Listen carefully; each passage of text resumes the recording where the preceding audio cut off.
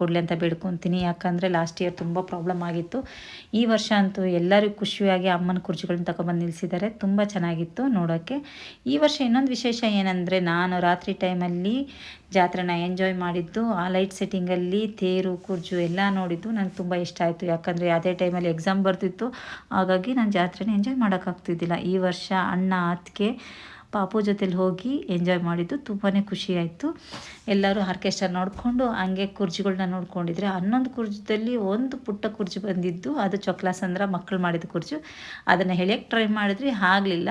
ಹಾಗೆ ದೇವಸ್ಥಾನದ ಒಳಗೋಗಿ ಅಮ್ಮನ ದರ್ಶನ ಆಯಿತು. ವಿಶೇಷವಾದ ದಿನದಲ್ಲಿ ಗರ್ಭದ ಗುಡಿಗೆ ಹೋಗಿ ದರ್ಶನ ಸಿಗೋದಂತೂ ತುಂಬ ಕಷ್ಟ. ಅದರಲ್ಲಿ ನನಗೆ ಅದೃಷ್ಟವಾಗಿತ್ತು ಈ ವರ್ಷ. ಹಂಗೆ ಇನ್ನೊಂದು ವಿಶೇಷ ಏನಂತಂದರೆ, ನನಗೆ ಬೆಳ್ಳಿ ಗೆಜ್ಜೆ ಮತ್ತು ಅರ್ಶಿಣದ ಕೊಂಬು ಸಿಕ್ತು ಜಾತ್ರೆಯಲ್ಲಿ. ಆಮೇಲೆ ಕುರ್ಜಿ ಮೇಲೆ ಬಾಳೆಹಣ್ಣು ಎಸೆಯೋದು ಅಂತೂ ಆಗಲಿಲ್ಲ. ಸ್ವಲ್ಪ ಹತ್ತತ್ರಲ್ಲೇ ಆಗ್ತೆ. ನಮ್ಮಣ್ಣ ಅಂತೂ ಸೂಪರ್ ಡೂಪರಾಗಿ ಹಾಕಿದ್ರು. ಆಮೇಲೆ ತೇರುಗಳು, ಪಲ್ಲಕ್ಕಿ ಅಂತ ಹೇಳ್ತಾರೆ ಈ ಕಡೆ, ಪಲ್ಲಕ್ಕಿ ನೋಡಿಕೊಂಡು ಇದರಲ್ಲೇ ಕರ್ಗ ಎತ್ಕೋಬೇಕಾದ್ರೆ ಸುತ್ತಲೂ ಜನ ಕತ್ತಿ ಇಟ್ಕೊಂಡು ಓಡಾಡಿದಪ್ಪ, ತುಂಬ ಅದ್ಭುತವಾಗಿತ್ತು. ಅಮ್ಮನಿಗೊಂದು ನಮಸ್ಕಾರ ಮಾಡಿ ಮನೆ ಕಡೆ ಬಂದ್ರಿ.